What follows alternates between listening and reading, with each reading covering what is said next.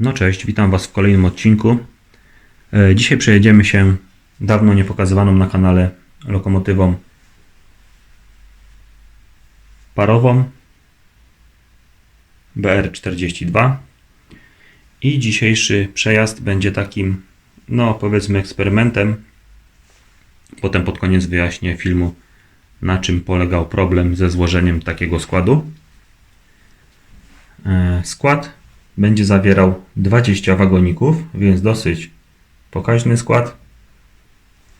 A na początku powiem, że problem nie polegał na braku siły pociągowej lokomotywy, a zupełnie na czymś innym, co omówię po zakończeniu przejazdu.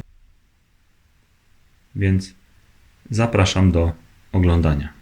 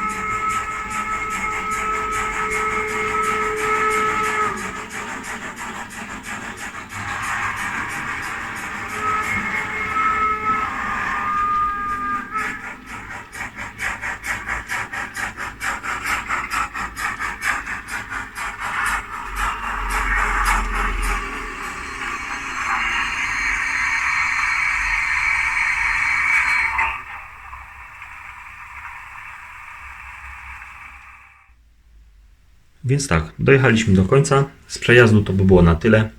Jeżeli chodzi o problematykę złożenia takiego składu, to jest kilka kwestii. Pierwsza kwestia jest taka, że sprzęgi krótkie powodują, że bufory poszczególnych wagonów są bardzo blisko siebie, co na zakrętach takich lewo-prawo może powodować, że niektóre te buforki się na siebie nachodzą i po prostu się wagony wykolejają, bo po prostu się podnoszą. Jeden wagonik podnosi drugi albo wypycha na zewnątrz, na wewnątrz, różnie to się odbywa.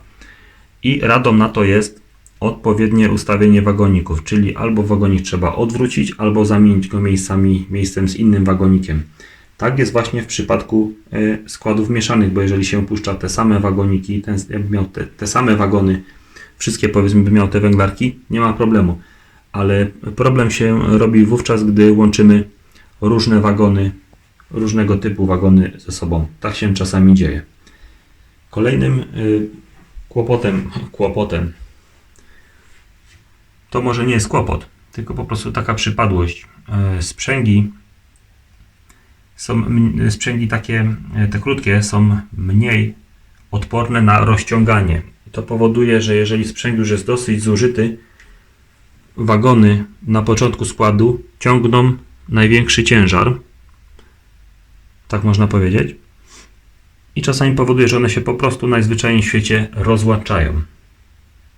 Tutaj także przychodzi z pomocą albo wymiana sprzęgu, albo zamiana wagoników w inne miejsce.